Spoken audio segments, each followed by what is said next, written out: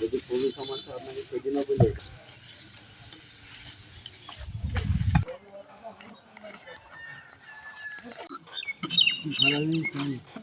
17 এপ্রিলে আমাদের যে সরকারি প্রোগ্রাম আমরা পেয়েছি সেখানে মুক্তিযুদ্ধ বিষয়ক মন্ত্রণালয়ের মাননীয় উপদেষ্টা মহোদয়ের নেতৃত্বে একটি টিম ঢাকা থেকে আসবেন, সচিব মহোদয় আসবেন আমাদের সাথে অন্যান্য কর্মকর্তারাও থাকবেন, জেলা পর্যায়ের জেলা প্রশাসক, পুলিশ সুপার সহ অন্যান্য ঊর্ধ্বতন কর্মকর্তারাও থাকবেন বলে আমরা জানতে পেরেছি।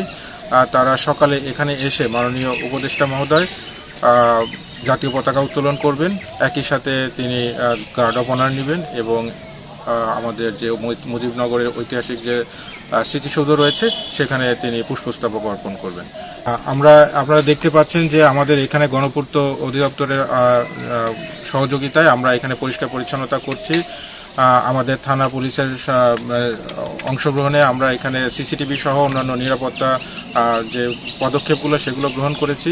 এছাড়া একই সাথে আমাদের ট্রাফিক ম্যানেজমেন্ট সহ অন্যান্য যেটি সাজানো গোছানোর বিষয়টি এটি জেলা প্রশাসনের নির্দেশনায় হচ্ছে এবং আমরা উপজেলা প্রশাসন সার্বিক বিষয়টা সমন্বয় করছি।